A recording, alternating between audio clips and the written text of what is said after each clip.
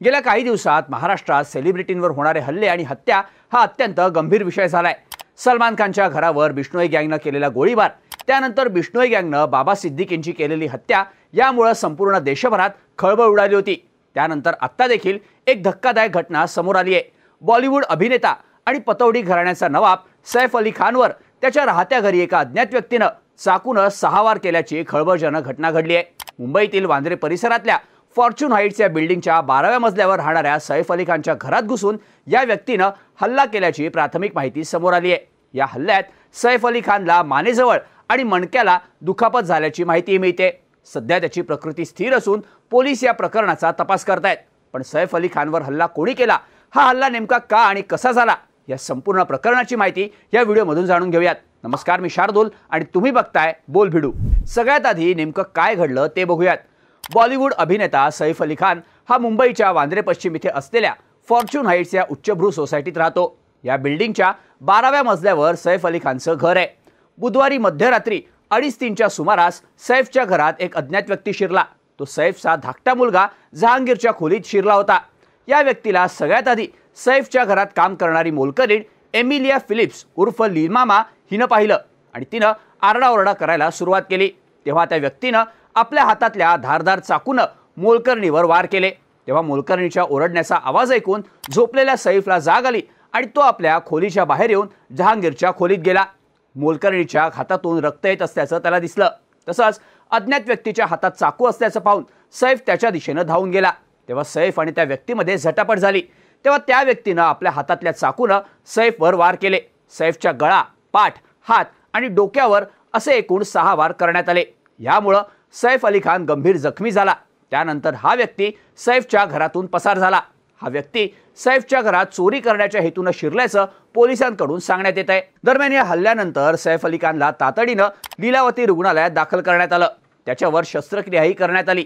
लीलावतीचे CEO doctor Neeraj उत्तमानी यांनी दिलेल्या माहितीनुसार सैफच्या शरीरावर एकूण 6 जखमा झाल्यात। त्यापैकी 2 जखमा खोल आहेत।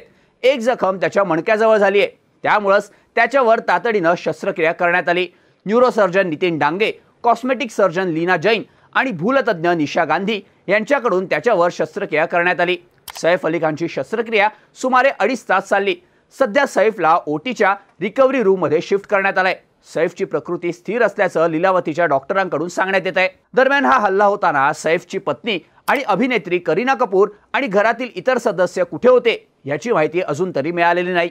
करीनाची बहीण करिश्मा कपूरने 9 तासांपूर्वी इंस्टाग्राम स्टोरीवर एक पोस्ट शेअर केली होती। त्यात तिनं बहीण करीना आणि मैत्रीण रिया आणि सोनम कपूर सोबत पार्टी केली। तिघींनी एकत्र जेवणही केलं।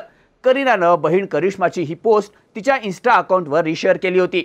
पण सैफवर झालेल्या हल्ल्यानंतर करीना कपूर लीलावतीमध्ये असल्याचं सांगितलं जात आहे।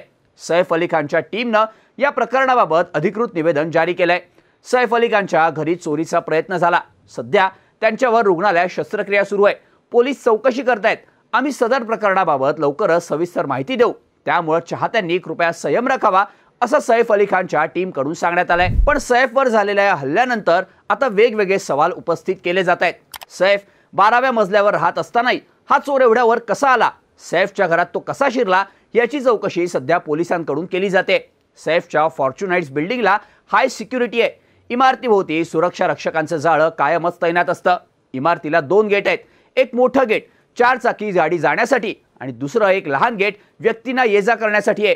जर कोणालाही इमारतीत प्रवेश करायचा असेल तर सुरक्षा रक्षकांना सामोरं जाऊन त्यानंतरच इमारतीत प्रवेश मिळतो। त्यानंतर इमारतीच्या आवारात आणि आसपासच्या परिसरातही सीसीटीव्हीचं मोठं जाळं आहे। त्यामुळे कुणी घुसखोरी करण्याचा प्रयत्न केला तर कोणाच्याच नजरेतून सुटू शकत नाही। त्यामुळे इमारतीत प्रवेश करणं तितकंसं सोपं नाही। या सोसायटीत एंट्री करण्यासाठी तसंच लिफ्टसाठीही एंट्री कार्डची गरज आहे। त्यामुळेच हा हल्ला नेमका कसा झाला, सैफ अली खानच्या घरामध्ये हा चोर कसा शिरला याची चौकशी पोलिसांकडून केली जाते। सध्या मुंबई पोलिसांनी सैफच्या घरातील 3 कर्मचाऱ्यांना ताब्यात घेऊन त्यांना चौकशीसाठी वांद्रे पोलीस स्टेशनमध्ये नेण्यात आलंय। दरम्यान या कर्मचाऱ्यांचे मोबाईल फोनही पोलिसांकडून जप्त करण्यात आलेत। जी व्यक्ती घरात घुसली तिचा कोणाशी संपर्क झालेला का किंवा सैफच्या घरातलं कोणी आधीपासूनच त्या व्यक्तीच्या संपर्कात होतं का, अशा पद्धतीची माहिती आता पोलीस घेत आहेत।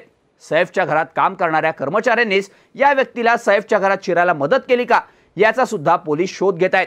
या हल्ल्यामध्ये जखमी झालेल्या सैफच्या घरातील मोलकरणीचाही काही हात आहे का या सगळ्याचा तपास आता पोलिसांकडून करण्यात येतोय। दरम्यान या प्रकरणाचा तपास करण्यासाठी मुंबई पोलिसांनी गुन्हे शाखेच्या एकूण 7 टीम्स तयार केल्या आहेत। त्यातील एक टीम या हल्लेखोराला शोधण्यासाठी मुंबई बाहेर पाठवण्यात आल्याचं सांगितलं जात आहे। सैफवरच्या या हल्ल्यानंतर आता राजकीय प्रतिक्रिया यायला सुरुवात झाली आहे। सैफच्या हल्ल्याची माहिती मिळताच शरद पवार गटाच्या खासदार सुप्रिया सुळे यांनी पुण्यातील एका कार्यक्रमातून तातडीनं सैफ अली खान यांच्या कुटुंबियांना फोन केला। मी काही मदत करू शकत असेल तर मला सांगा, मी लगेचच मदत करेन, असा दिलासा सुप्रिया सुळे यांनी सैफ अली खानच्या कुटुंबियांना दिलाय। दुसरीकडे या प्रकरणावरून राजकारण सुद्धा तापल्याचं पाहायला मिळतंय। काँग्रेसच्या खासदार वर्षा गायकवाड यांनी महाराष्ट्रामध्ये आणि मुंबईमध्ये कायदा आणि सुव्यवस्थेचे धिंडवडे निघाले असल्याचा आरोप केलाय। ही अतिशय दुर्दैवी घटना असल्याचं त्यांनी म्हटलंय। महाराष्ट्रामध्ये मोठ्या प्रमाणात अशा घटना वाढत असल्याचा आरोप देखील वर्षा गायकवाड यांच्याकडून करण्यात आलाय। तसंच ठाकरे गटाच्या खासदार प्रियंका चतुर्वेदी यांनी सैफ अली खानवरील हल्ला धक्कादायक आणि दुर्दैवी असल्याचं म्हटलंय। या घटनेमुळे राज्यातली कायदा सुव्यवस्थेची स्थिती दिसून येते। सलमान खानला आज बुलेट प्रूफ घरात राहावं लागतंय। बाबा सिद्दीकींचा खून होतो, लॉरेन्स बिश्नोई गँगला ब्लेम केलं जातं, बिल्डर लॉबीला काही म्हटलं जात नाही, हे झिशान सिद्दीकींनी म्हटलंय। आता आज सैफ अली खान सोबत ही घटना घडली आहे। तिन्ही घटना वांद्र्यामध्येच घडल्यात। तिन्ही घटना नामांकित व्यक्तींसोबत घडल्यात। हा मुंबईत दहशत पसरवण्याचा प्रयत्न आहे। 90च्या दशकात दहशत पसरवण्याचा प्रयत्न झाला होता, तसाच प्रयत्न आता होतोय, असं म्हणत प्रियंका चतुर्वेदींनी राज्य सरकारवर टीका केली आहे। दरम्यान सैफ अली खानवर हल्ला करणाऱ्या हल्लेखोराला लवकरच पकडण्यात येईल असं पोलिसांकडून सांगितलं जात आहे। तसंच फक्त चोरी करण्याच्या हेतून सैफच्या घरात हा हल्लेखोर शिरला होता की त्याचा अजून कोणता हेतू होता याचाही तपास केला जातोय। या हल्ल्यात आणखी कोणाचा सहभाग आहे का याचीही माहिती पोलिसांच्या तपासात समोर येण्याची शक्यता आहे। तुम्हाला या सगळ्या प्रकरणाबाबत काय वाटतं? सैफवर झालेल्या हल्ल्याचं नेमकं कारण काय असावं? यामध्ये त्याच्या घरातील कर्मचाऱ्यांचाही सहभाग असू शकतो का? याबद्दलच्या तुमच्या प्रतिक्रिया आम्हाला कमेंट करून नक्की सांगा आणि अशाच माहितीपूर्ण व्हिडिओसाठी बोल भिडूच्या YouTube चॅनलला सबस्क्राईब करायला विसरू नका।